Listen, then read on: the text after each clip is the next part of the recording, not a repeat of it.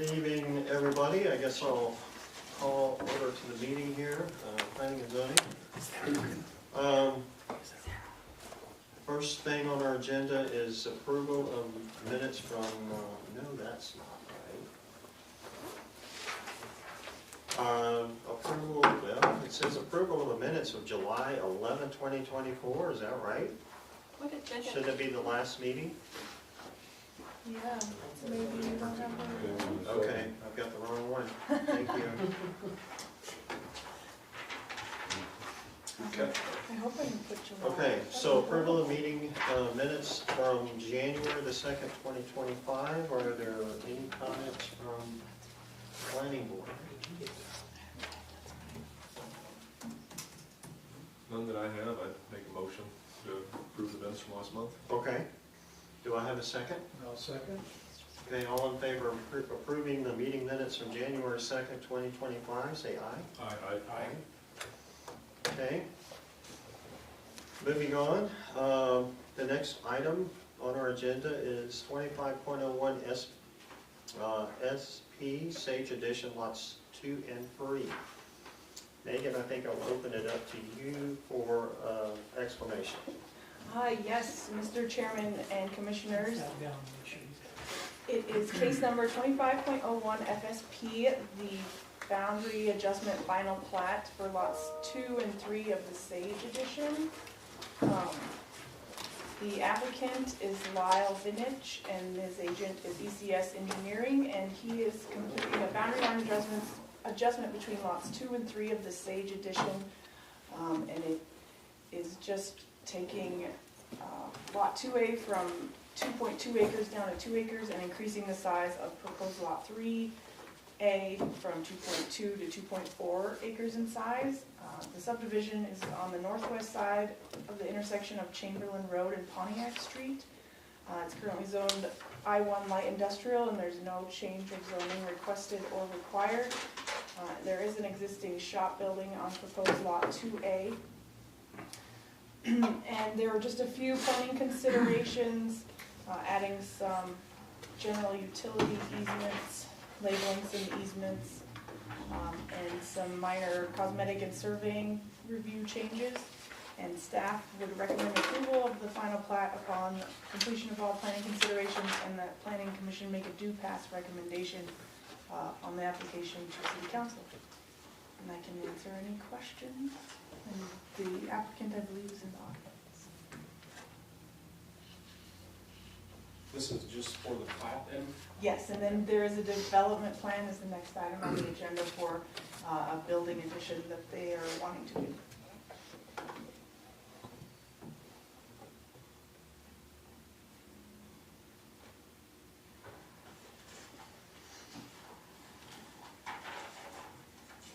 I guess I do have a comment, Mr. Chairman.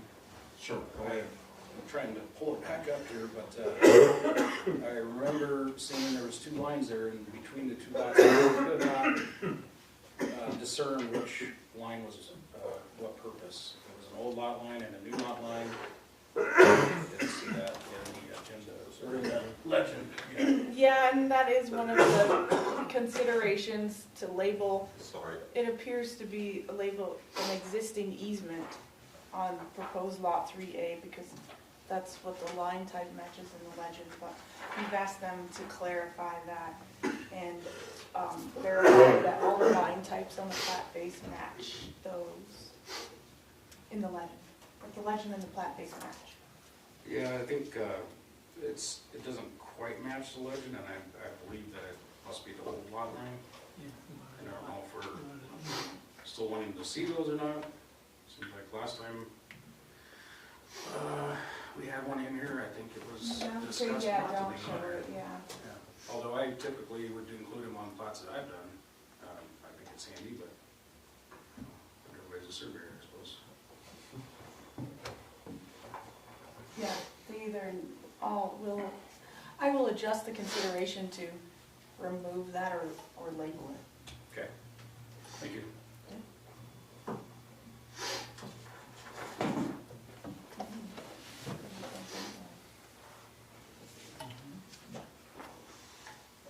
Are there any other questions from the board?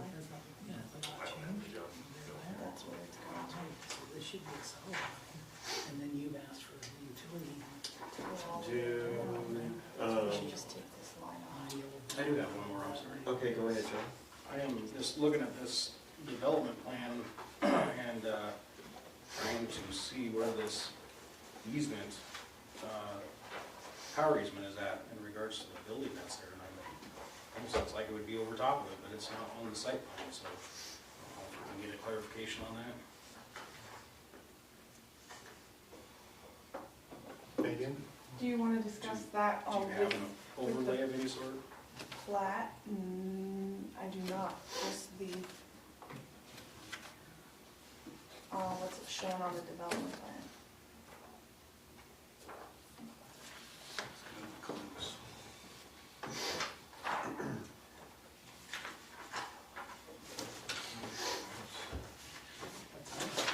That's 136 feet. And you know that, Yeah, well, it says 128, but it looks like it's 50 feet long. So that's 128. It says it's 136 feet from the front line. yeah, I don't know what that distance is supposed to be. Yeah. Steve, wanna clarify any of this? Well, Maybe. Give it a try. I have not, well, let me get up here first. My name's Steve Granger, I'm with ECS Engineers. I live at 10751 East Chameleon. Unfortunately, I have not seen the site plan. I've only been working on the plat, so I don't know how much help I'm gonna be for you. So, That says 128. Is that to here or here? that's to there. Okay, Yep. then this says that's 136 feet Yep. to the proposed building, Right. which would not be outside this 50-foot wide easement, which Mr. Bryson. Right, yep, which, like I say, these are two different things. You got the plat, you got the site plan, so we need to, I would say, let's figure the plat out first, then we can move to the site plan. Because unfortunately, like I say, Sean was supposed to be here tonight, and I haven't seen him yet, so I'm hoping he's still coming. But I will try to answer whatever questions I can. As far as the plat, I'll go back to that originally, because there was a couple of questions. Yeah, that line that was in there was the original lot line. So like I say, we can either add the line type into the legend, or we can just remove it altogether and just show the new lot line, so that would be an easy fix on that. I would label it myself. Just label it? I Okay. would. That's, I like to see them. Yeah. It's nice to have Sure. reference, especially if you go out there and Yeah. you find them old corners. Yep, you know. I agree. Yep, so we could definitely label that line and add a line type in the legend. So, and as far as the easement, that easement also shows up on the original Sage edition, so it's a recorded WAPA easement. Now, unfortunately, I'm not sure, again, why it's not on the site plan, but I don't deal with that part of it, so it's something that definitely needs to be added. Well, believe, as I but- look at C 3.0 on the site plan application and then looking at the plat, I'm comparing if the dimension is accurate from the property line to the face of the building, of the existing building, then we're talking about 174 feet roughly from the property line. And if we subtract 50, then we get 124, which is roughly what we're seeing on the plat. So it sounds like probably part of that easement, as you go to the existing building, is in that easement. And that's possible, there may be a conflict there, and that's something that I can bring to the attention of the engineers. But I mean, I don't know if there's really anything you can do, because it's like an existing building. I don't think we can Right, the do building's already anything to there, take it down. and it's possible that the WAPA power easement came after the building was placed. So, but unfortunately, I can't say with any certainty one way or Because another. the rectangular south end of the building is outside of that easement, but as you get, well, let's see. Oh, the future building is outside of it, but the existing is not. No, it's not. Yeah. It's just. Yeah, so, like I say, maybe the building predated the easement, I'm not sure. Is there a power line in that easement? I mean, is it occupied?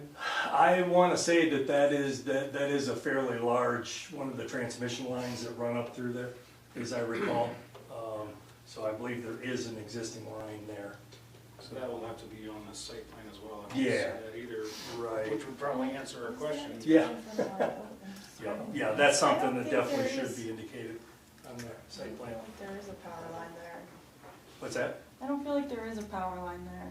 No, maybe they've removed it. It's right. Yeah, because I think the power lines go That's sort of at an your angle office. from Yeah. Is there a pinned power line down. right behind it? No, There's no power line there. Yeah, Okay, yeah, that might be the reason. Because why. our main Right, office would be Sabrina? under it There's no also. power line right unless there's behind an the underground, office. Your unless there's office. like underground utilities that go. There through. is not like a physical power line, no, Yeah, no, there's so no it's power line. probably an old easement It's that just was. an old easement. Yeah, and that might have been why the power line and stuff was not shown, because it doesn't exist. Whether or not the easement was vacated, we'd have to do some courthouse research or track down the original grantee for the easement and see what the status is on it. Now the Yeah, question there's would be, nothing in there. Yeah, I think Unless it's buried. that would be good for your development plan, and I'm just gonna tell you now, before you get to that, that needs to be resolved before you get to council, at minimum. what, Yeah. what is the existing easement? Can't be on putting, three? you know, That's new what I building thought was into the. something may have air rights, So This was 280. Right. without verifying it's been, you Yeah, know, so vacated. the line, I thought, Sure. I know how that I thought it was. can an look, easement hopefully you got a line, tile because that's what, report. Like in the legend. right, Something So I was we like, can start what with. do you, Yeah. you're calling out an Yep. easement here, but he's. well, and from, again, if I'm seeing this correctly, and Megan, you know, before things are finalized, you could confirm this, but, I mean, first of all, the power, I think it's going to a different location to get back to Dempsey Anchors, or is this the easement that goes to Dempsey Anchors for the power? If, looking on the aerial photo exhibit in your packet, there's not, and because it's right next door to the Public Works office, there's no physical overhead power line there. Right. So, So there may be an under, but it is there? could be underground, but if the building's going over it, we can have them do locates and then I'll just add to the, Yeah. we'll have them add the easement to the site plan and show that it exists. And we can have them do a locate and and verify I mean, if we there just is even obviously any wanna make infrastructure sure in that It's easement. active, if it's an active line that's Yeah. underground. there were locates done, and It's not a unfortunately, lost easement. like I say, I'm not seeing them on these particular pages. But there should be a page that should delineate all the existing utilities out there. I just don't see it here, so, You guys have luck with the locators, marking stuff for you? it's iffy. This one here, I had to do actually 5 separate orders, because now they have size limitations, so it has to be under a certain square footage, so I had to do 5 different locate tickets to get just this piece covered. So it's kind of a pain. Yeah, but, It kind of That looks, came into play a few years back, I had the same issue. yeah.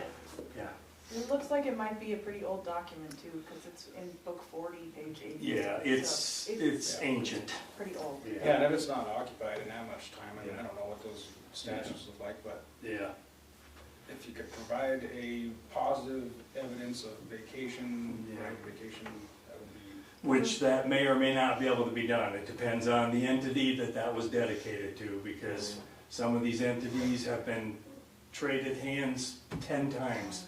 And to try to track down who the current, we just ran into one of them up in Sheridan, trying to figure out who in the world has the easement, and we went through about 6 different people to have the final people say, yeah, it's ours, but we don't care, do what you want with it.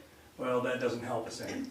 You gotta abandon the damn thing, but it's difficult on these old ones. Right. Very, very difficult. Steve, can you just get me a copy of that book and page? Sure, And absolutely. we'll include Yep. that for council. Yeah, and I can look to see if by chance something had been filed on it, but odds are probably not. They just kind of let them go to the wayside. Yeah, they transfer them and transfer them, and nobody Yeah. knows what they are. Yeah, transferred to 5 different utility companies.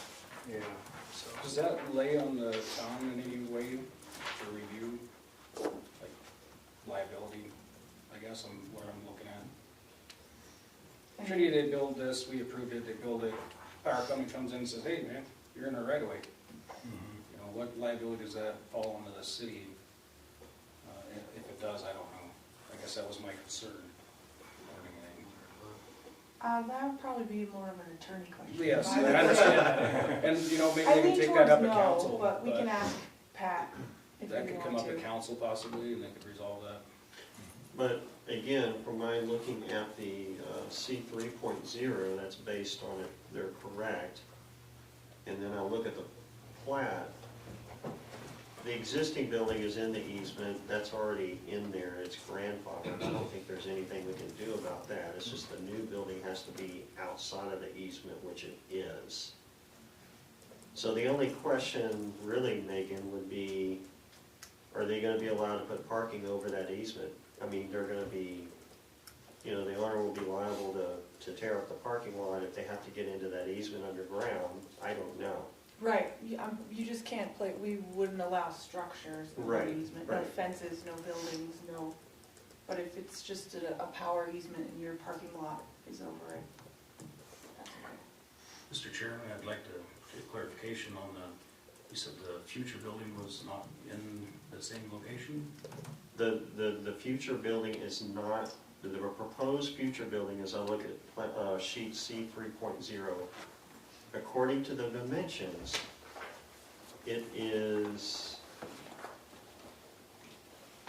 would appear to be outside of the easement. So we're using that 126 plus the width of the easement? Go for that. Isn't the future building only 136 from the? That's the face of the existing, it looks like. Actually, you know what? Hold on a minute. Oh, it would be the same, 136. If it's measured from the property line, it would be within the easement.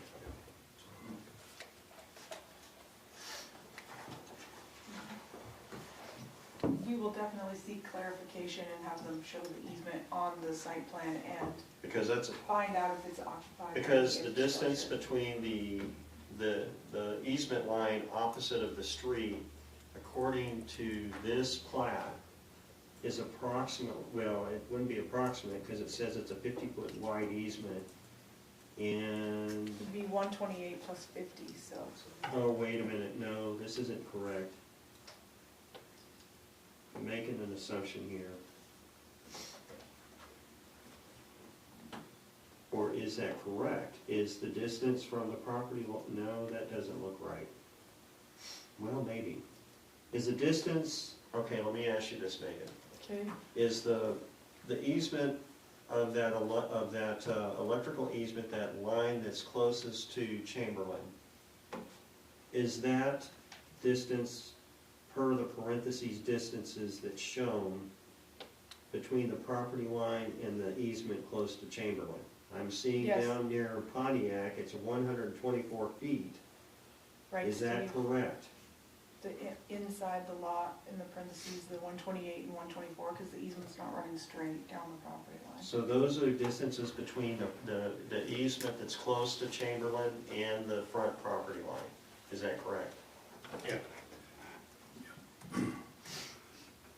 That was dimensions that were indicated on the original stage edition. Okay, if that is correct, then the new building that's being proposed is not an easement, so there wouldn't be an issue. Right. And, you know, obviously the parking would be, but, you know, often, you know, it's not an Width issue. is 50 foot, right? What's that? So it'd be from 128 to Well, 124 to I was doing 174. 124, it's 174 here, Right. and it's 178, is that right? It's 178 closer to the north property line. To the far line, yeah, so between 128 and 178 is the easement, and the building is right square in the middle of it. No, the building would be, the new building is out, okay. You add 50, okay, let me clarify this one more time, Megan. The dimension, or to you, sir, from ECS, the dimension of 124 feet and 128 feet, or is that exact? Yes. Is that the distance from the front property line adjacent to Chamberlain to the first easement line? As I recall, yes, that would be the distance from the right-of-way line of Chamberlain to the easterly edge of the easement, is what the original Sage addition So again, shows. my assumption is, then my assumption would probably be that they are still okay with the new building because the distance between the property line and the easement closest to the building varies from 174 feet to 178 feet. The existing building doesn't make it, but the new building does, according to, if C 3.0 is correct. Does that make sense? Isn't it 120 this point right there? The front of the easement. We're at 136. Right, and then this is 50 That's feet. 50 feet. The new building is 136. 8 feet. Yeah. Oh, So it would be inside. or no, above. yeah, I'm sorry. I didn't see that 136, so yes, it wouldn't be, Yeah. it would be within the easement line, so that would be a I problem. think regardless, we gotta get it clarified. We gotta get it But I'll try to get to clarified. that case, but. Yeah. Yep.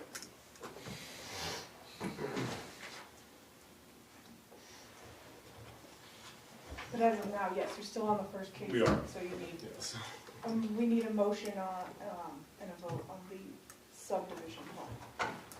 I would make a motion to pass it on to council and let them resolve the question of liability. Since it's not really our department, I just thought I would ask. Turned into a debacle, my apologies. Well, I guess the question I have is, if we know that the new building is within the easement, I don't think we can pass that on to council, right? Well, and right now, though, you're just voting on the subdivision, not On the development plan subdivision, yet. okay. Is, I guess, let me ask you this question. Not the easement. Is the subdivision that the applicant is making dependent upon what he's planning behind that building? The proposed building, because if that's the case, then he may want to reevaluate if he wants to finalize the subdivision. Right. Well, like I say, the existing building is there, it's grandfathered. Yeah, that's- Can't do anything about that, but yes, in my mind, it's gonna be something where they're gonna have to revisit this site plan for sure. Because it may be a case of the new building has to come around to the west side of the existing building, you know, to pull it out of that easement. So my question is, does the applicant want to table it until they resolve that issue, knowing that that could be an issue? I wish I could answer that, because I don't know, the applicant's not here, so unfortunately. I mean, they still have 125 feet in their rear yard to shift the building if they I mean, need to. Yeah, I mean, I there's, mean, my point is as far as the plat, I don't have an issue right. in they can do that. In regards to the easement issue, Mhm. that's something that, you know, the approval of the plat doesn't mean that we're approving of the site plan application. Right. With it, that we know of the conflict of the Mhm. new proposed building within the easement. Yeah, I mean, at this point, from what I'm seeing here and what I know of the site plan, without trying to do some verification on the easement itself, at this point, I guess he doesn't have any choice. You either pull it out of the easement or you don't do it. Right. So it's kind of straightforward. So I guess, in my mind, I would see moving forward on the plat, because there's nothing else he can do differently. This is his only option. So he's just gonna have to make the proposed building work. Okay. And if that means moving it in its location, then Yeah, that's I what mean, he's gonna have to do. there's plenty of room behind that building Yeah. to the proposed subdivided property line Yeah. that's being proposed. So Yeah, that's really up to the call of the client. right, yeah, and unfortunately, I wish I could answer that question, but I can't. But I believe in what I'm seeing, he's locked in, so if he wants to develop it, he's gonna have to move it. Okay. Yep. John, for the case just for the plat, I guess I would, because I don't think we got a second on your motion. I would, so I'm presuming that motion's died, unless anyone has a second for that. I can make it again if you like. so we don't have an open motion on the floor, I'd make a motion specifically for the plat, that we approve the plat with the recommendations from staff, and with the condition that they label the old property line in the plat. And then I think the rest of this discussion probably falls into our second case, which is the actual site plan. So that would be my motion, is just for the recommend approval for the plat with the conditions and the labeling of the old lot line. Okay. So John, on your first recommendation, it's not really tied to the plat per se. I think it sounds like, so what we're approving, Megan, is we're approving the plat, not the site development plan related to the other drawings that are included, correct? Right now, yep. So right now, Commissioner Chris put a motion on the floor, and do we have a second? I will second that. Okay, And this is just for the subdivision plat. okay. So can we, let's go ahead and take are there any other comments in regards to this from the public on that? Okay. I'll go ahead then, all those approving of the motion, as mentioned by Chris, say aye. Aye. Aye. Okay, plat is approved. Per the statements of recommendations by Megan the planner. Okay. So moving on to the next application. So, let me see things around here so I can see what we're looking at here. Normally I pull it up on my computer, but I You didn't can pull it keep up, those, so- Steve. There might be another couple questions. I'm just gonna leave him sit right here then. Okay, so the next item that we have is the Benish Development Plan 25.01. Megan, I'm going to open up the floor for you to explain the development plan to us, please. Yes, Mr. Chairman, this is the Vintage Development Plan. It is on the property from the previous case, proposed lot 2A of the Sage Edition. And the applicant is proposing to construct additions to an existing commercial shop building. The existing building is approximately 3,700 square feet in size, and the application proposes future additions of 3,600 square feet on the north side of the existing structure and a second addition of 1,700 square feet on the south side. Again, located at the intersection of Chamberlain Road and Pontiac Street. And per section 10.4 of the LDRs, the Planning Commission is tasked with reviewing the criteria of whether a site plan complies with all of the applicable regulations. The staff summary is the development plan application has been submitted for an addition to the existing buildings. The site encompasses approximately 2 acres and is zoned I-1 light industrial. For the LDRs, a minimum of 4% of the site must be landscaped. A landscaping plan has been included with the submittal. The development plan notes that exterior lighting will be placed on the building with no proposed parking lot illumination, and specifications for the types of exterior lighting for the building still need to be provided. A potential future building is also depicted on the adjacent lot 3A, and staff wanted to note to the applicant that any future development on lot 3A will require a separate development plan application and review, and the applicant should also be aware of the additional setbacks and buffering requirements in excess of the standards that will be required for commercial or industrial development adjacent to the residentially zoned Buffalo Meadows addition. The following planning considerations apply to the development plan. They need to submit an exterior lighting plan per section 40.35 showing the location and types of lighting for the building along with the manufacturer's specifications. All parking spaces, driveways, entrances, and exits need to be paved.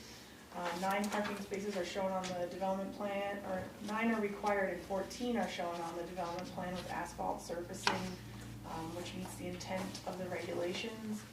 They need to submit a final drainage plan, enter into an approved site plan agreement upon approval of the development plan, obtain all required building permits, and per discussion with your previous case, clarify show the power, 50-foot wide power easement on the site plan and clarify whether it holds infrastructure and the encroachment of the building in the easement as it appears right now. So we'll ask them to revise that. With that, staff would recommend approval pending completion of all the considerations, and recommend the planning commission give a due pass to the city council. And I can answer any questions, and we can try to get Steve to answer any. Oh, Mike. Well, I think we discussed the other one to death, so. Mr. Chairman, you mind if I? Go right ahead, John. I'm just looking at the site plan, and it seems like we're missing more power lines shown too. There's, at the corner there's a T intersection of a multi-wire electrical, and it goes north and dies at a transformer and with a guy anchor. Just curious as why those are on there. Might change the shape of that landscape island that they put on the corner. So I guess really it's just a comment to have more complete submittal. Again, I'm not like suggesting to hold it up or anything, but these things are important to see on the plan as a whole, to understand it better. And I didn't look at the street view until just now and realize that, you know, that's there and there's a fence all the way around the property, you know, industrial setting for sure. So that's, I guess, my biggest comment on content. The other question I have is about paving, and in the regulations, if I remember correctly, the paving is required for the parking stalls, but I think also for the access. Is it not? Megan, do you know? Yes. Let me pull up the regulations.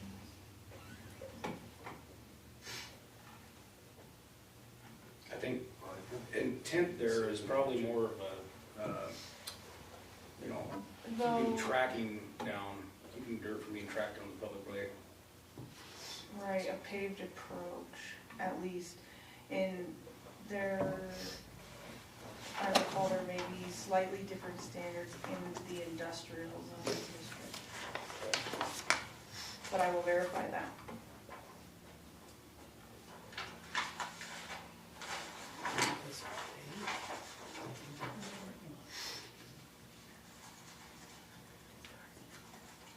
That's all I have.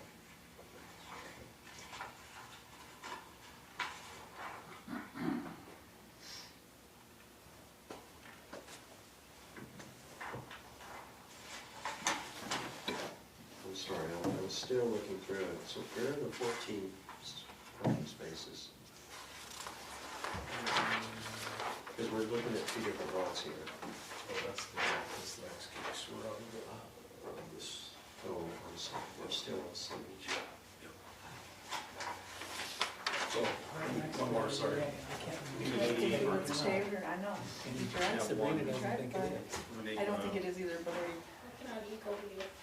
I believe in industrial, you don't have to have, we put it in there that you don't have to have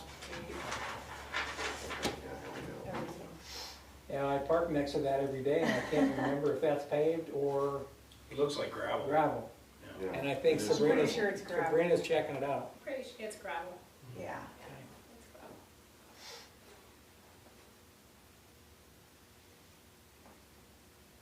And I'm at work in this picture, if anyone. Black truck or gray truck? Black. In my own. Yeah, says right here, and under, holy cow, where's the title? 4010, parking and loading. Somewhere down there is, Yeah, services, all number required 6. parking must be paved. Right. Including the aisles and everything, yeah. That's what I thought. Which I know is a overburden in some cases. I mean, this is an industrial site, I understand that. But maybe this illustrates a case of where the code needs some corrections or And alteration. you're gonna see amendments to the code next month, so we'll Okay. add something in there. Well, as recently as we're here to uphold the code, Yes, you are. regardless of our opinions. And I think John did mention it, but this would probably require at least one ADA parking stall. And that's something that you, when you do the building permit, yeah. They'll determine how many ADA spots need to be labeled at the time of building permit.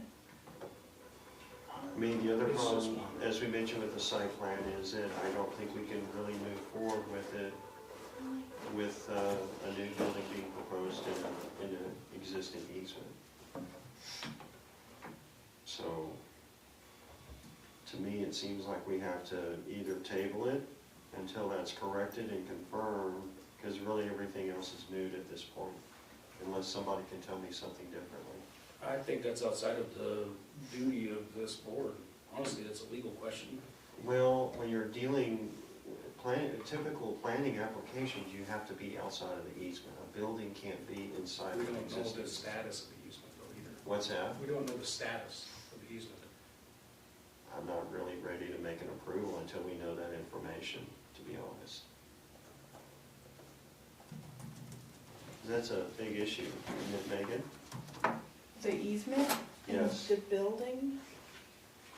I'm not talking about the existing, that is a grandfathered issue. Right, But the new building being proposed is problematic. I think the issue is we don't know the status of the And easement, so- because it might be something that I is guess easily vacated or not, but we don't know at this point. my recommendation would still be to move them forward because they have the ability to do, figure out whether there's anything in that easement. It's good they're showing us that it's on there, right? Lest they leave it off and somebody says, oh, there's an easement there, but Well, have between we not now seen and the when plat? they go to council, they can provide us the book and page of the easement, verify if there's any infrastructure in there. Typically, that's a big issue that planning has to have resolved before it goes to council, correct? Right, and I would say that that's what we would require. We require a revision to the site plan before staff moves it to council.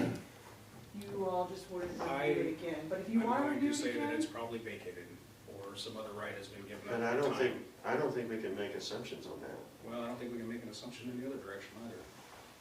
I But guess- generally, when you're dealing with a planning application, that's one of the biggest things. I dealt with planning applications all the time. You can't build within an existing easement.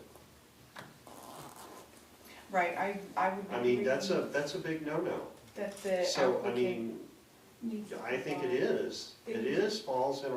It falls in our jurisdiction to be able to get that clarified. I just know the last time we did this and we forwarded it to the city council, the applicant made the assumption, oh, just because we forwarded it, then it's approved. No. If a new building is being proposed within an easement, that's not gonna fly. I think it, personally, in my opinion, it should be tabled until we understand what that easement is. And I have a question also. Go for it. Now, is there a solution for a construction group to figure out if they can't find the original person that okayed the easement? Do they have an alternate answer? If they can't find that individual or company or whoever, are they just on a roadblock completely?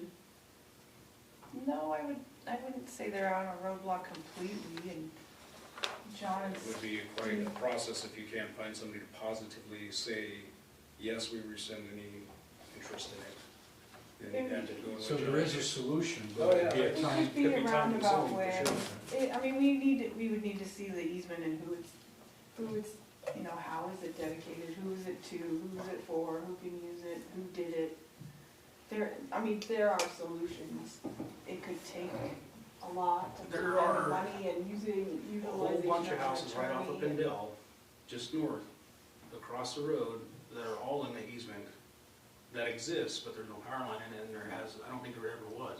Right. I think they moved it somewhere else, but that easement still shows up on all the maps. Well, And all them homes are in it. the difference is what's grandfathered versus what's being proposed. I don't think they were grandfathered, and I don't think this was either in that case, because the Well- broken page would illustrate that it is older. Just than this because building something looks is like. currently non-conforming doesn't mean we just continue a non-conforming application. So, I mean, my point is that you can't propose a new building within an easement that's on the site. End of story. Unless you can tell me something different, that the code would allow us to do that, Megan, but I don't think that's possible. I'm not necessarily trying to be hard-nosed here, but if there's an easement issue, there is a problem.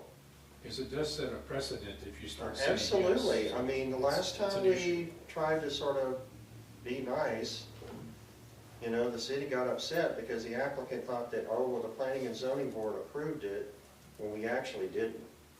So, in my opinion, my vote is I'm not going to approve this until we know what that easement is.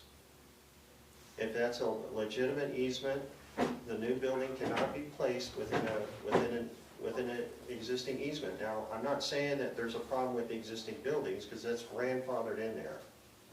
I mean, that's already an existing case that, yes, we can work with that. But this application can't move forward with where the new building is being shown, because it's within that electrical easement.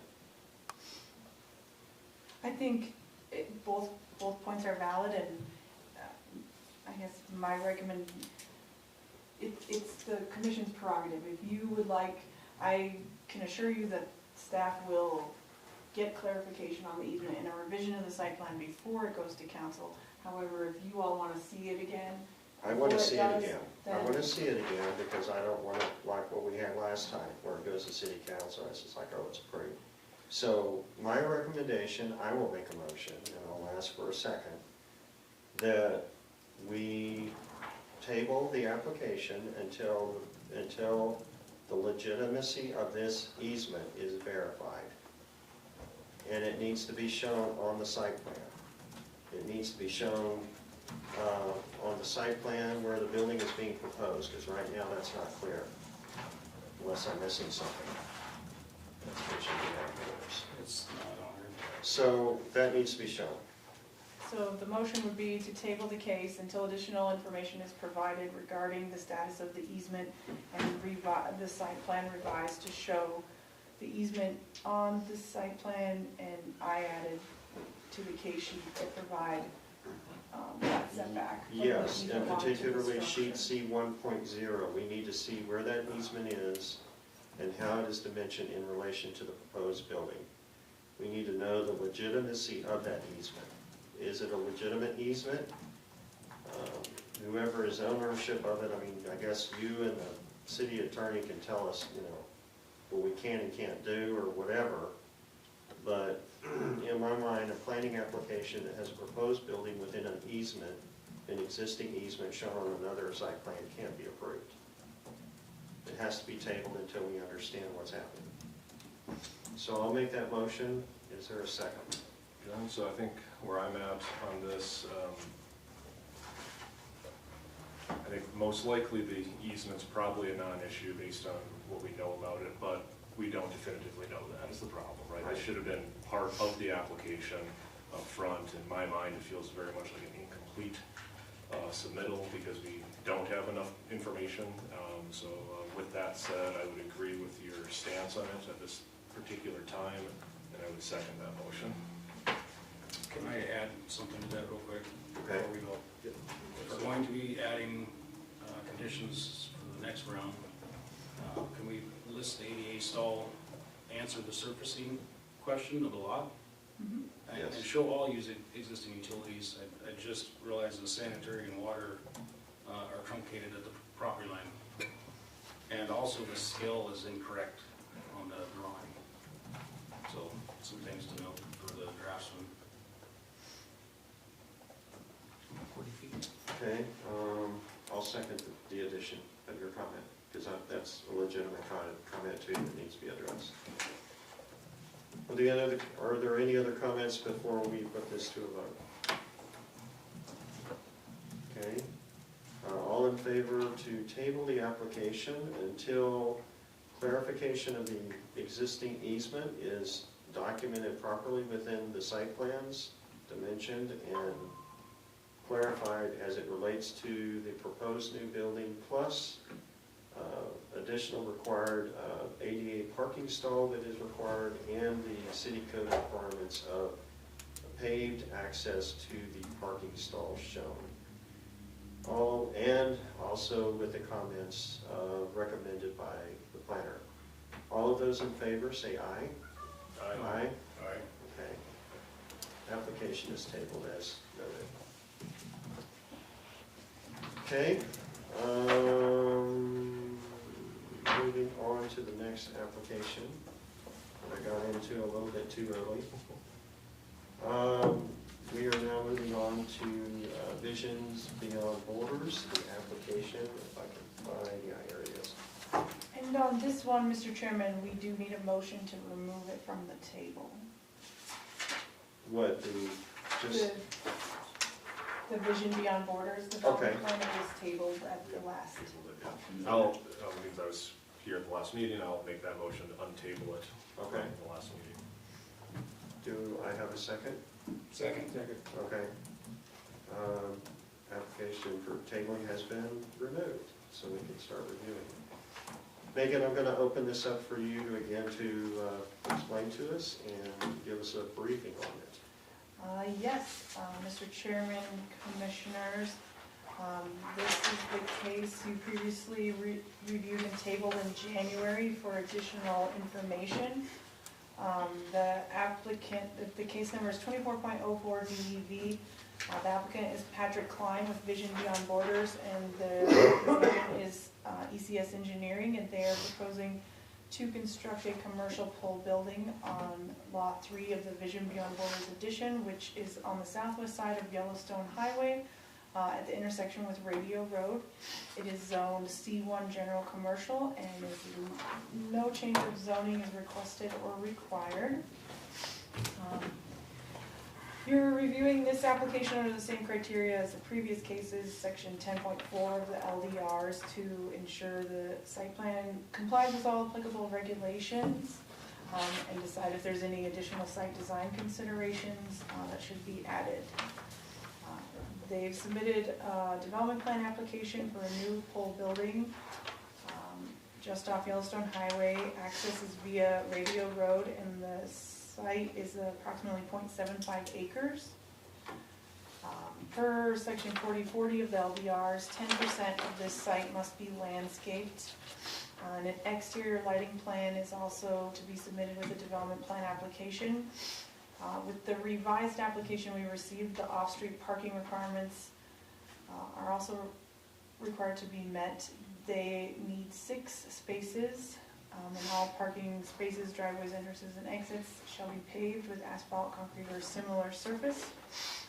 The development plan shows the 6 parking spaces as paved. However, the applicant has indicated on the development plan and in the application their intent to utilize gravel surfacing across the remainder of the site with plans to pave in the future.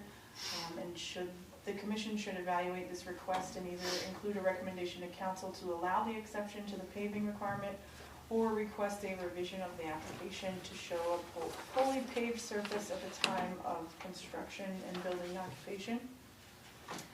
And the following planning considerations are applicable. The previous application contained a conceptual exterior lighting plan. A more detailed lighting plan has been provided with the revised submittals and appears to be in conformance with the LBRs. No parking lot lighting is proposed, and exterior lighting will be limited to the building with shielded wall packs. Staff just asks that they specify which model of wall pack they will be utilizing. A conceptual landscaping plan was submitted with the previous application. An updated and further detailed landscape plan has been submitted and appears to be in conformance with the regulations. As stated before, the parking spaces and driveways, entrances, and exits shall be paved. And if the commission desires to allow alternative surfacing, either temporary or permanently, your motion and recommendation to council should include language to that effect. They'll need to enter into an approved site plan agreement. We'll get them an address, and they'll need to provide the final city engineer approved design plans for their grading, the new access, and their utilities, and get all required building permits. And staff recommends approval of the development plan with the recommendation to require the paving of the parking spaces and access to the parking area. And I can answer any questions you might have. Chairman, I have one if I could. Sure, go right. So this is probably for Megan. I just want to make sure I'm interpreting this correctly. So last month we had, one of the questions that came up was drainage. And at that point it was, thinking they could just drain onto Yellowstone Highway, but potentially not. I see in the site plan now, there's a proposed stormwater detention area next to the thrift store, but we don't actually have a final grading plan, correct? Am I reading that right? Correct. These were all still labeled preliminary plans. And generally, at review with the planning commission, it's generally acceptable to have the preliminary grading plans, going through the expense of a final drainage plan or grading plan and then not being approved. Yep. So before any permits are issued or the site plan agreed to by council, they will be required to submit the final plans for review by the city engineer. Excuse me.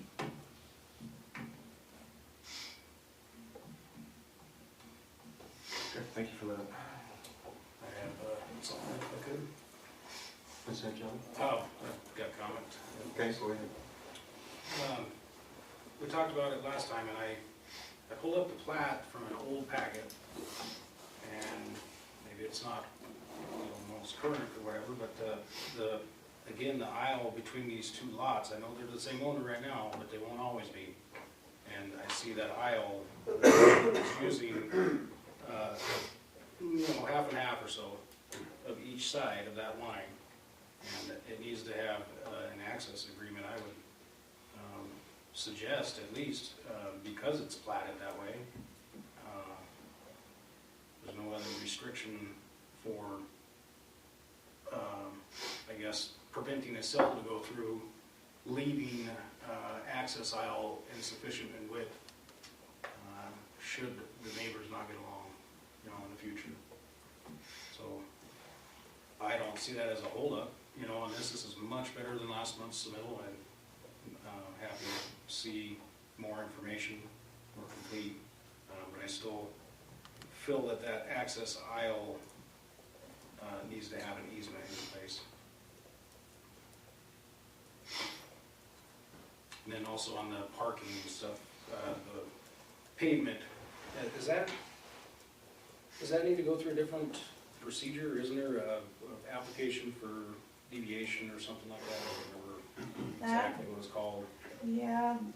Or is that just part of the site plan package? To request a Variance. we didn't call it a full variance. Let me pull that up.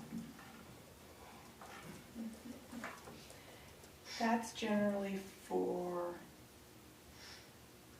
off-street. That we have that process in the LDRs for the council to make exceptions to the number of required parking spaces. That was more of the surfacing question once again. Yeah. And this site is much more high, I guess, high traffic, high visibility location. Pavement is much more important than the one off Chamberlain, being an industrial area right next to a gravel mine. I mean, it's Right. your concrete plant or whatever they got However, if, I just wanna make sure procedurally we're doing the right thing here by attaching it with the site plan application, and we don't need some other procedure. Oh, to allow to recommend the exception? Yeah, for future pavement, and again, council's business, I suppose, to figure out how that's enforced. Right, and as far as process, I would, the LDRs don't call it a specific separate application or going through a variance process, so in this situation, I would just recommend that you all make a recommendation to them, either positive, you say, we're okay with allowing delayed paving, or however you all feel about that. Well, my concern is that, again, we get into the issues of variances where if we start doing a variance for this, we're setting a precedent. Typically, my understanding of variances is when there is an unexceptionally hard condition to meet a planning or zoning code requirement. Would you concur with that, Megan? I'm sorry, say that one more time. So my understanding of variances is I've had to apply for them on the other side of the table, is that variances are typically, have to be reviewed carefully because variances are applied when there is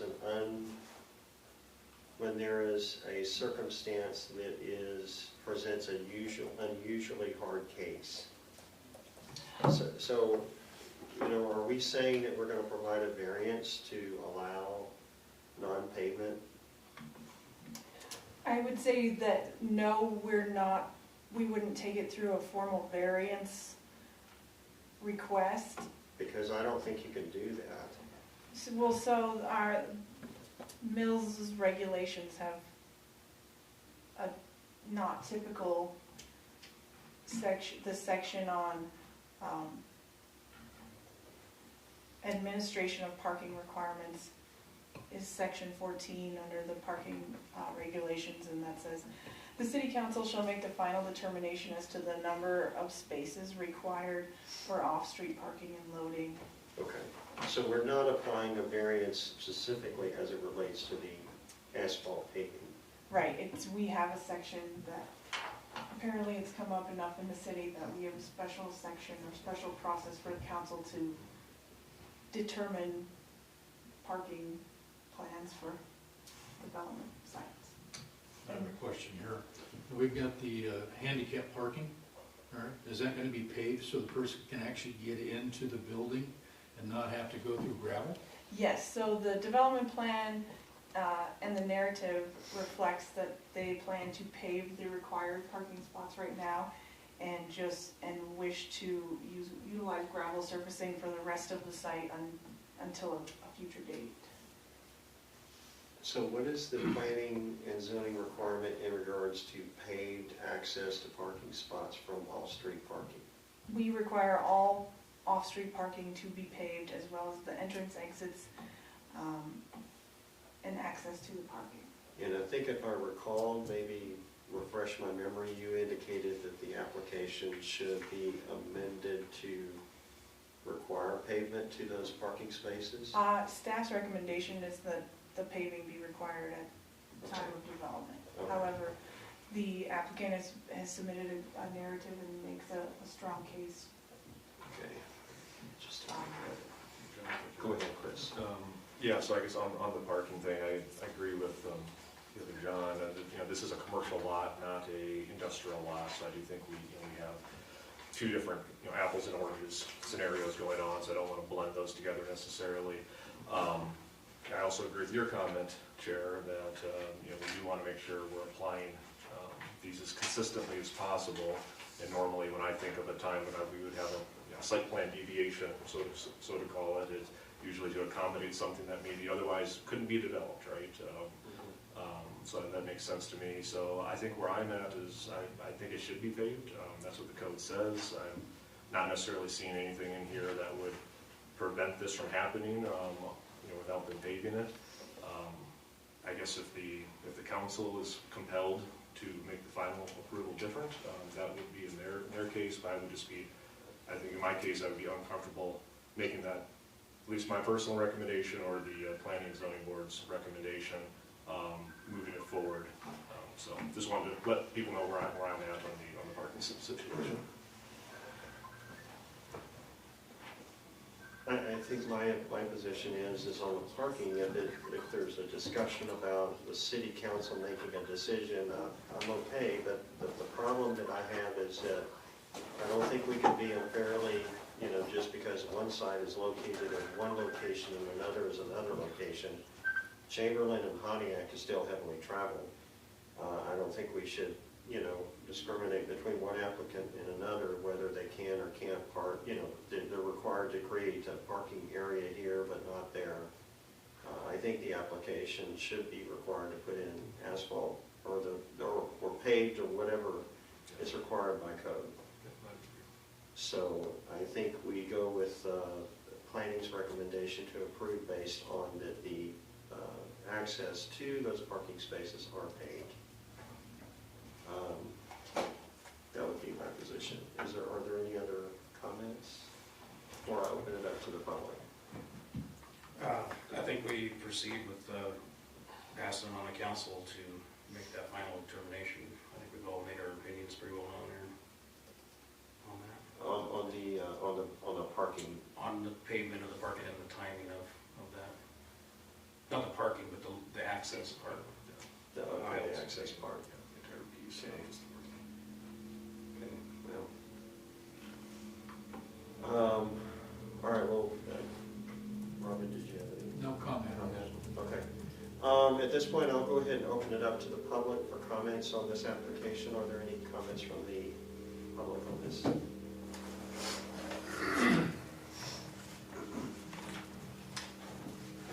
My name is Mike Elston, my address 2090 Prairie Lane in Marnum.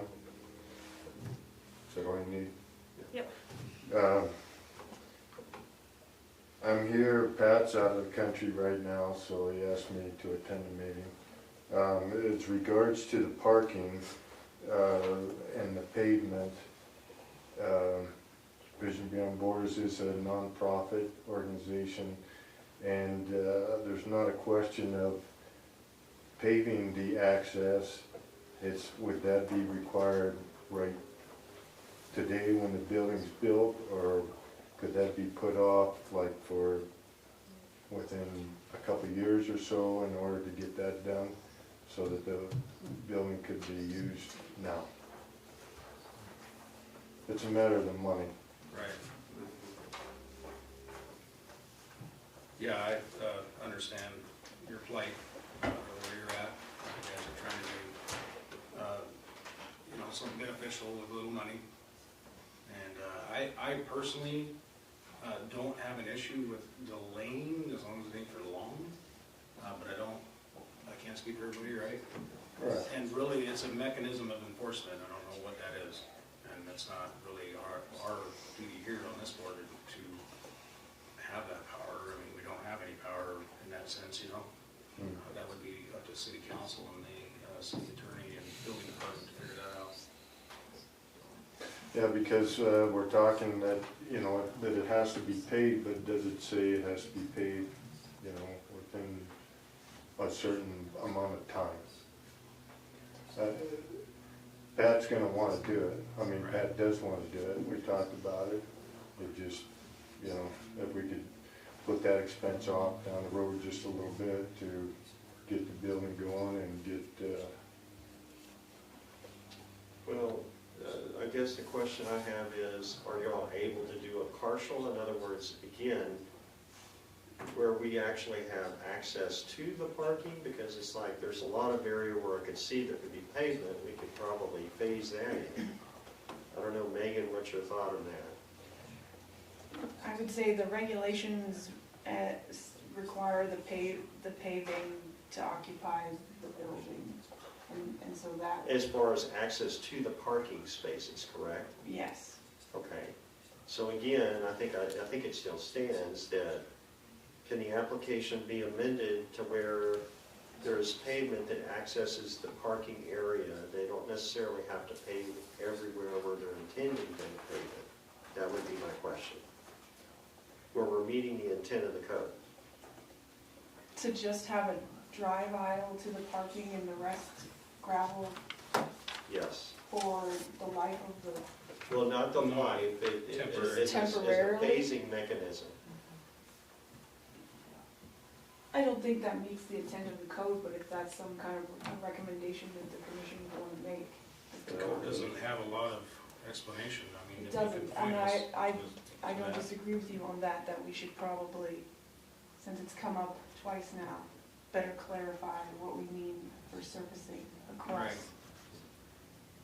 Because if the code is not clear, I think we could probably try to work with the applicant to where they at least pave to access the parking spots.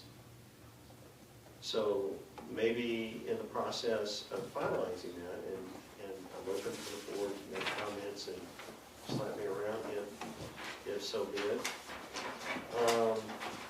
to where we could possibly, yes, exactly, Kevin, this is exactly what I was thinking. But except we would probably want to do the paving to where they have to access it. There can't be asphalt where they drive off the drive to the parking and asphalt. There has to be asphalt access to the parking spaces, so that yellow line would extend to the property line. Or it looks like, if I understand the plat correctly, the 24-foot clearance of accessing those parking spots sort of land on either side of the property line. Is that correct, Megan? The access easement, there is a utility and access easement that straddles the property, the Yes. shared property line, yes. Okay. So the only thing I would probably do from what the highlighted area that Kevin has shown me, and this can be shared with the applicant once we correct it, is that we would adjust that yellow highlighted line so that the pavement goes in front of the parking spaces. That would make the most sense. And then the remainder, because the code is not clear, unless Megan can tell me otherwise, that the other parts of the area that can be gravel and eventually be phased in with it, I don't know. Usually when there's a phased allowance, there's a timeline tied to it. Would you agree, Megan, or what's your thought on that? I would recommend that you all put a time, like, a recommended time frame in there to your recommendation to council, because I would say council will make the final decision, but if you all have a recommended suggestion and to delay I know paving. that being someone who's involved with development cost and application costs, I know there are things that take a while, but I would think a 5-year time period would be reasonable. Does I that think so. sound reasonable to the applicant? I think so. Okay. So my recommendation, and again, I can get feedback from the applicant, but also I need feedback from the board, is that, Kevin, can I borrow your highlighter, please? Oh, I got it. that was a bit much. City's liability insurance. Thank you, Robert. I didn't want you to get your eye poked out. No problem. So what I would do, I'm going to highlight in yellow that I think what is minimally required to be paved. And then I can get the board to look at this and the applicant to look at this, and then the residual amount of area to be paved, phased within a 5-year timeline.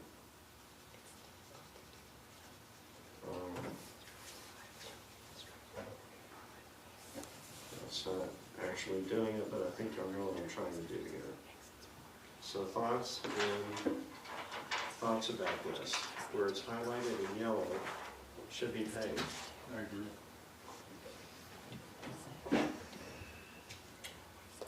I guess, just to put my thoughts out there, I think it should be done up front. I'm still in that camp, but Okay. I understand I'm one of the entire board, so that's No, where my vote is. That's why you're on this board. I'm just winging it, guys. I just made that real quick. Yeah, that's fair enough. Robert, did you see what I did? Yes, sir. If you all like that, can I show it to Absolutely, Mike? absolutely. I'm okay with it, please.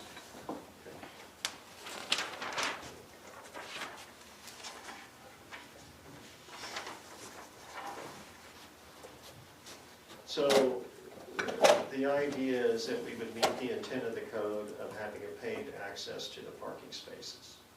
Okay, And the rest we could phase within a 5-year period that the remainder has to be paid, okay, so what's outlined in yellow is what you'd require to be paved, right now, yes.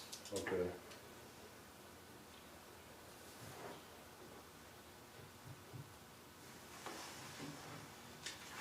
Are we both allowed to go up? Yeah, absolutely, it's open to the public. I just want to further, State your name. my name's Jana Beeson, and I live in 4440 Oriole Court in Casper. And so where the Vision Beyond Borders is coming from is that we're in desperate need of having a warehouse. We're kind of at a standing still point. And definitely we're on board with the pavement, but I think that the phasing period would be great because we're just trying to be great stewards of Sure, the money that we are allowed to manage, okay, and would rather not go into debt over this. totally agree with you. We want to do everything to help you in that. That's why I recommend that suggestion. Okay. Because I don't believe the code, unless again, Megan, you can correct me, I don't think the code makes it specifically clear that it's something beyond access just to the parking spaces. So if we can just pave that little bit to the parking spaces, I think we should work with you. Okay. And then require the residual part to be paid within 5 years. Does that sound fair? Sounds reasonable. Okay. So, Any other comments from the public on this? Okay. Board comments? The only other comment I'd add is, just to clarify my position, is because we have such limited enforcement for phased projects. And I know everyone has good intents, and where we're at right now is where everyone wants to go. I also know real life happens, and especially if things are tight, 5 years may become 7 years or longer. I'm not on board necessarily with the phased approach, but that's just where I'm at on this. Kevin, I have a question for you.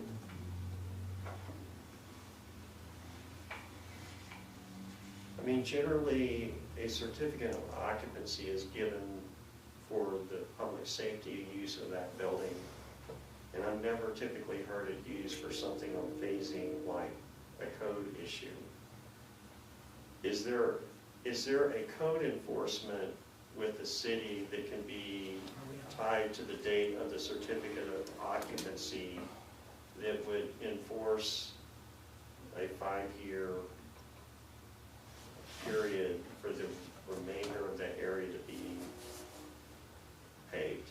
Mr. Chairman, before you started mentioning that, I'm sitting back here. Usually they do it sooner than that because the CSO, if there's a bunch of heavy trucks driving on gravel and taking it out back on the Natrona and creating a divot, and the truck drivers don't even want to go in there, usually those things happen a whole lot quicker than what we've ever asked them to do. Absolutely. And I would say that the date by which it should be paved, we'll put that in the site plan agreement that's recorded. Okay. If that is what council recommends, then we could just put it in there. Then it's just a matter of staff, somebody remembering. Well, and I think that's Chris's point. Right. Both of your questions said, do we have any, can I go over there with a big stick and hit them on the 5th anniversary of this? That normally never ever happens. Right. And that, again, is a lawyer thing Right. where we can put it in the contract, but 99% of the time, the CSO is telling them there's dirt, and the truck drivers are saying, we're falling off the edge of the paved area, and it happens a whole lot sooner. So, that's. I mean, the logistic is that in order for them to protect the asphalt, they're gonna wanna pave that sooner than later. Yes. I get you. I think that alone would be the motivation that would eventually be paved. I like the idea of doing it this way. That gets them in the building. Right. It's a win-win situation, I believe. Yeah, I mean, I'm still sort of leaning in that direction. I understand Chris's concern. I think to meet Chris's concern, Megan, can we put a clause within the agreement of the site plan that within 5 years, the remaining area should be paved? Yes, that's where we'll put it in. Okay, and in good faith, us helping the applicant will know that within 5 years, in good faith, even though somebody may forget about it in 5 years, that Well, they should, it's in their best interest to do it, especially because of the traffic of trucks. Absolutely, and to address Mr. Chris's concern, I wouldn't go as far, I would not want to say that money's tight. We just need to get it allocated properly Sure. and then start, and then raise it that way. So- Understood. So, are there any other comments before I make a motion on this application? I have just one more thing about the landscaping. I appreciate the effort there, but it looks like a significant amount. Unfortunately, I'd rather see it up on the main road, but not part of the site. I mean, it is, but it ain't. So, just thought, you know, maybe when that comes, if we could move some of that up the street, that'd be great. That was it. Okay. Any other comments that y'all have? Oh, no. Now, is there something that we should be asking or saying? Okay. So, Megan, one more clarification. Even though the applicant owns both this area where the warehouse is proposing and the building that's to the northeast of it, the application is solely related to the proposed building of the warehouse that they're wanting to build, correct? Correct. Okay. Okay, any other comments from the public before I close this for a vote? No. Okay. I'm going to make a recommendation that the application is approved per the planning comments and the highlighted area must be paved within that area that accesses the driving spots with a condition on the site plan specifically noted that the rest should be paved within 5 years. I think there was one other comment. John, what was the other comment that you had besides the landscaping? The access aisle, is to have some kind of an agreement in place in case the properties separate. I mean, they're platted separately, if they weren't platted separately, I wouldn't have anything to say, but being platted separately, they're legally able to sell like that and not have that access easement in place. Is there Could something? cause an issue. I would agree with that. That's not really an issue for the city necessarily, I guess, but it is a requirement, I think, normally in development. Well, especially when you have to have a certain access to parking that's 90 degrees to the access. Yeah. So we should probably Require a shared access agreement. require a shared access agreement within the approval of the site plan, Megan. Okay, we will add So that. that's a part of the, At least they own both lots, that makes Consent. yeah, that should be a part of the site plan agreement. Right. So I'll add that to the motion. I just Steve wanted to or make Sean? one quick comment. There is a recorded easement that comes through there. It's already recorded, it's on record at the courthouse. Okay. 20-foot wide access easement, utility easement. It's already there. That wasn't part of the plat? That was something It being built? is. That was something outside of the original subdivision. So Do we basically allows know where service that to all. is in relationship to the property line? Is it just like 10 feet on either side? Yeah, the property line, north-south property line between those two northerly lots, the easement, the property line splits the center of the easement. That Okay. way both sides, and it goes all the way down and touches the southerly lot, so. Can we have Steve, that? Does it go can we- east-west? He's, It goes north-south until it hits the Well, southerly. wait a It's minute, the we're talking east-west. about the There- east-west, the north property can line. you come up to the microphone, Sure. sorry? Yeah, Sean. They're concerned about the new approach off Radio Road and how it They would like to see a shared access. Yes, so it needs to along be here 10 as feet on either well. side of that property line that goes from Radio Road all the way to that parking. Okay, yeah, there's an existing one easement here, which I don't know what Very good simple. this is gonna do. Because Because they there's- have access here and there, They're they saying, have access there and there. John's saying there's not enough room to prevent them from coming across that. So really what we should have is a shared easement access Along on 10 that feet, Along east-west. that, 10 yes, feet that's either what- side of that one Gotcha. property line. Gotcha. That way you don't So- have somebody buy one of the properties, put up a fence, and then you have no Right, parking. so Megan, can we add that to the Yep. requirements of the approval of the site plan, please? Yep, I have it down. Okay.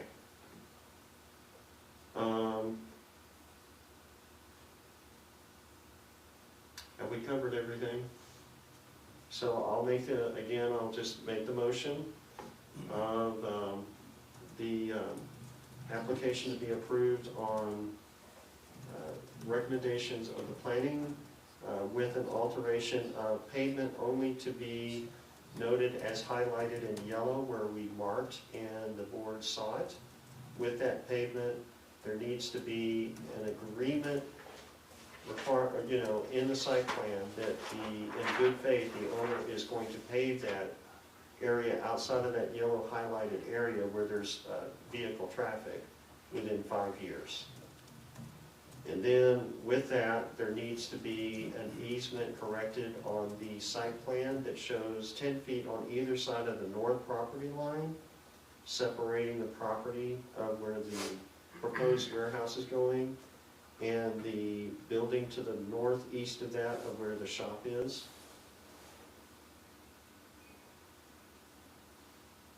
Am I missing anything to add to that recommendation? So upon that recommendation, recommended approval on those conditions, do I have a second? I'll second that. Okay. All in favor, say aye. Aye. Aye. Those opposed? Okay, it looks like the application is approved as amended and recommended by the Planning and Zoning Board. I'm forwarding a due pass recommendation. What's that? We gotta get this approval thing out of our head, it's a due pass recommendation. It's a pass with conditions. A copy was given to both ECS and to Mr. Elston. Okay, So they thank should be you. on board. Thank you, Kevin. That's yours. Okay, so the next application is Vision Beyond Borders Development Plan. Now, Nope, that's Megan, what, is that's what this? you just did. Okay, so what is the first one? First thing was the site plan that we did for the minor okay. boundary adjustment for. Okay, my mistake. So it looks like So- okay, we've approved in that one. Mhm. Okay, I'll open up the floor to public comment.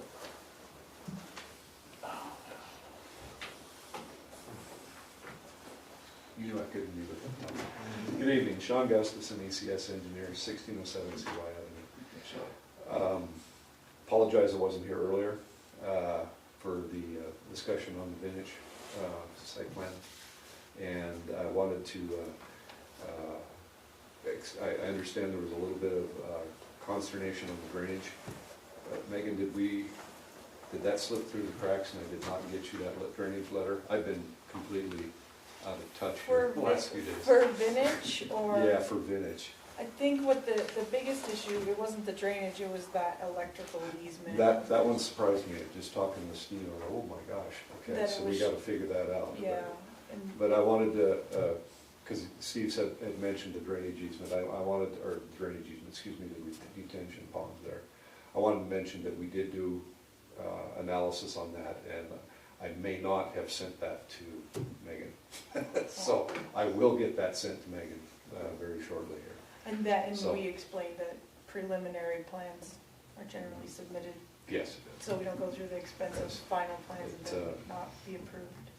Talking with Steve, that is a very old easement, so we need to get to the bottom of that. And the existing building is already in it. Right.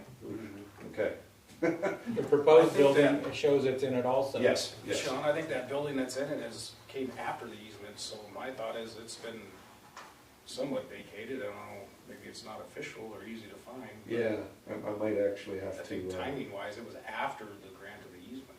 talk to some friends with more legal stuff behind their name than I have Alright. to figure that out, but yes. So, anyway, I just wanted to apologize for not being here earlier for this. I actually forgot, and I went and visited my mom at the nursing home. So, I apologize. So, if you have any questions for me other than what I've said, I'd be happy to answer.